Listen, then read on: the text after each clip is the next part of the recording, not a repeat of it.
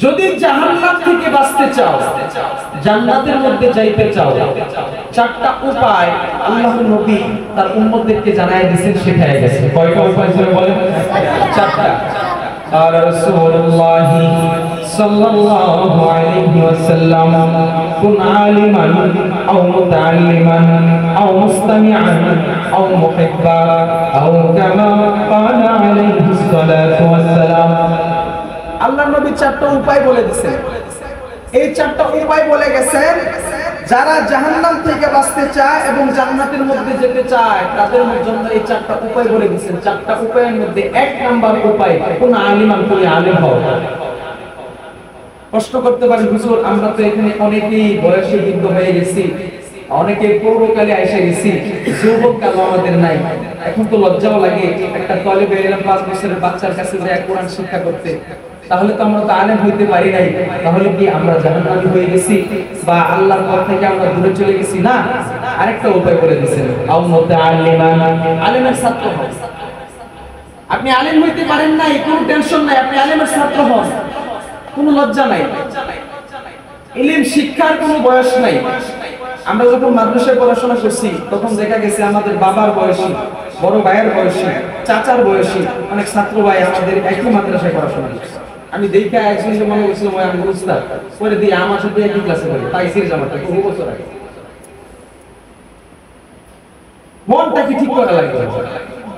এই জন্য আমরা কোরআনুল কারীম শিখতে রাজি আছি ইনশাআল্লাহ, শিখবো। আও মুতাআল্লিমান, আলেমের ছাত্র হয়ে যাও। হ্যাঁ, অনেকে তাও হইতে পারি না। এবার কি উপায়? আল্লাহর নবী 3 নাম্বার উপায় বলে দিয়েছেন, আও মুস্তামিআন, আলেমের কথা অনুযায়ী নিজের জিন্দেগীর সকল কাজ করো। প্রশ্ন করতে পারেন, হুজুর আলেমের কথা অনুযায়ী নিজের জিন্দেগীর কাজ কিভাবে করব? আরে সমাজের মধ্যে ইমাম একটা রাখলাম, মাদ্রাসার মধ্যে হুজুর একটা রাখলাম, দিনরাত 24 ঘন্টা কোন ওয়াক্তের সময় 1 সেকেন্ড 2 সেকেন্ড আযান দিতে দেরি করছে, এই ভুল ধরে কোন পাই না শিখা কোন সময়, তার কথা অনুযায়ী জিন্দেগি চালানো কোন সময়। আসানা নাই এমন কথা? আপনার অন্তরে তো ঠিক নাই যে ইমাম মিয়া সব সময় আপনি সমালোচনা করেন, তার পিছনে আপনার নামাজ না পড়াটা উত্তম। অন্য জায়গায় যায় পড়ে গিয়ে নামাজে খালে এই লোকের গাইলেইবেন না, নামাজই করবেন, নামাজ থাকবেনই বাজার।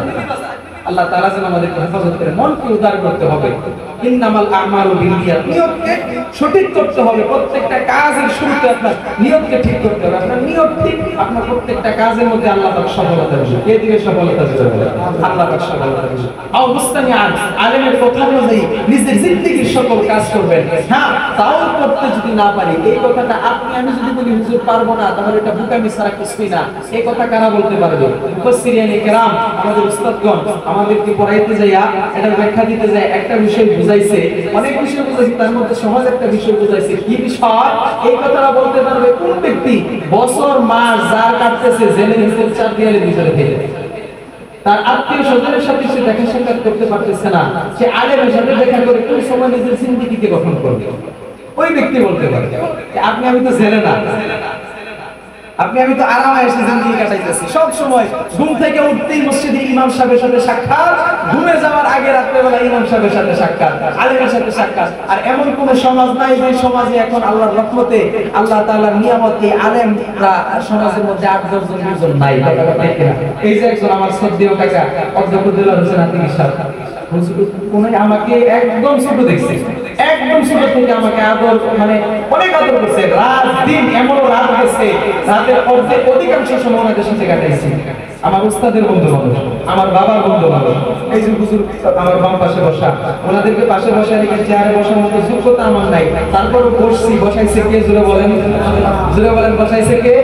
এখানে বসার জন্য কোনো বয়স লাগে না, কোনো সার্টিফিকেট লাগে না। আল্লাহ যদি ইচ্ছা করে আমাদের ছোট বয়সে তাকেও বসাইতে পারে, কথা ঠিক না? কিন্তু ওনাদেরকে অন্তর থেকে সম্মান করি। আমার চেয়ে এলেমেও বড়, আমার চেয়ে বয়সেও বড়। এদের মাঝখানে যে আল্লাহ আমাকে বসাইছে এটাও আল্লাহর একটা নিয়ামত।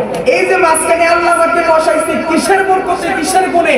এই যে মাদ্রাসাটার মধ্যে বসছেন, এই মাদ্রাসার মধ্যে আমার মা বাবা আমাকে দিয়ে আসছে, উস্তাদের কাছে নিয়ে বলে হুজুর আমার ছাত্র আমি দিয়া দিলাম, এখন কেমনে কি করবেন আপনার ব্যাপার। হুজুরে মারছে ফিরাইছে কুসমায়া মাগমায়া শীতের রাত্রিতে দুইটা কোট কইরা বাড়ির মধ্যে গেছি যাইয়া জিন্সের কোট আর কম্বলের মতো কোট দুইটা কোট গায়ে থেকে কুচি খুলে দিয়ে বাস জায়গাটা গেছে বেতন দাঁড়িয়ে কারণ ফিটনা দূরের কথা একটা দমক দিলে গার্জিয়ানের শব্দ পুষ্টিয়া হুজুরে করে এত বড় সাহস ছাত্র আমার ছাত্ররা ফিটনা বসাইছে দমক দিছে এই হুজুরি রাখতাম না শুনেন ছাত্র যদি বেয়াদব হয় মাপ চাইলে কোনো না কোনো মতে তাকে মানুষ বানানো যায় ছাত্রের গার্ডিয়ান যদি বেয়াদব হয়ে যায় কিয়ামতের দিন সন্ধ্যাবেলা এই ছাত্র মানুষ হইবে না যদিও আলেম হয় সমাজের জন্য জাতির জন্য কোনো ফায়দা হবে না দিল মরা কলম মরা আলেম হবে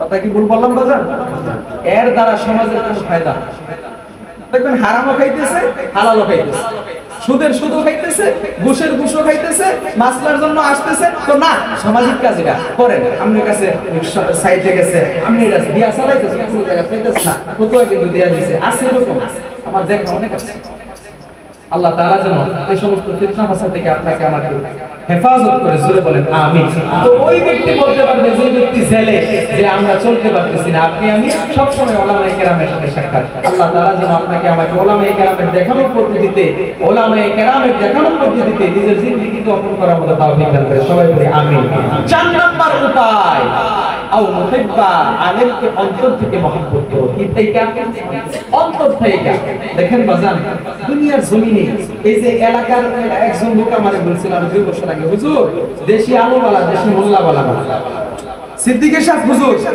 আতিকুর সাহেব হুজুর আমার বাপ মাওলানা শাহাবুদ্দিন জিহাদি সাহেব ওনারা তো অনেক উঠবে ওনাদের একদম শেষের শেষে ছাত্র ওদের কথা আমরা রাখি না আমাদের কথা বলি এলাকার মধ্যে মানুষ আমাদেরকে সম্মান না দেয় আল্লাহর উপর ভরসা করতে বলতে পারি এমন কোন সিজন নাই যে সিজনে মাহফিলগুলোর মধ্যে সিকিউরিটি গার্ড নিয়ে মাহফিল স্টেজের মধ্যে চুলায় না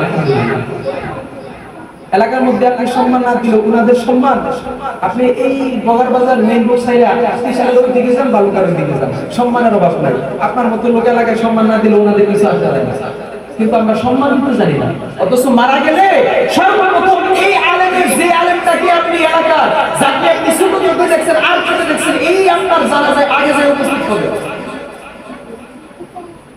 আল্লাহ তাআলা যেন হেফাজত করে সূরা বলেন আমিন আলেমকে অন্তর থেকে মহব্বত করতে হবে এক মোটা পানি এক পেয়ালা পানি এক গ্লাস পানি আপনি আলেমকে খাওয়ার জন্য ঘুরায় দিলেন এক মুষ্টি হাদিয়া তোফা আপনি অন্তর থেকে দিলেন 10 টাকা দিলেন একজন আলেম দুনিয়ার মধ্যে এটাই স্বাভাবিক আলেম সমাজ একটু অর্থের দিক দিয়ে সাধ্যের দিক দিয়ে তারা একটু নিচু পর্যায়ে থাকে কারণ আল্লাহ তাআলার কঠিন থেকে কঠিন পরীক্ষা হলো আলেমদের উপর আবার আলেমদের মধ্যে অনেকে আছে অনেক প্রভাবশালী এটা আল্লাহর পরীক্ষা আলেমদেরকে একভাবে ছোট মনে করবে না কিন্তু বেশিরভাগ আলেম সমাজ এরা অর্থের দিক দিয়ে একটু নিম্ন পর্যায়ে থাকে হ্যাঁ চলতে পারতেছে না পরিবার নিয়ে আপনি একটু চালায়া দিলেন সমাজের দর্শন মিলে আপনি একটু চালায়া দিলেন আপনি তো অনেক টাকা অনেকভাবে খরচ করেন ওই আলেমকে একটু চালায়া দিলেন কিয়ামতের ময়দানে এই আলেম যখন জান্নাতের মধ্যে যাবে তখন এই আলেম আল্লাহ রাব্বুল আলামিনের কাছে সুপারিশ করার মতো অনুমতি পাবে সুবহানাল্লাহ।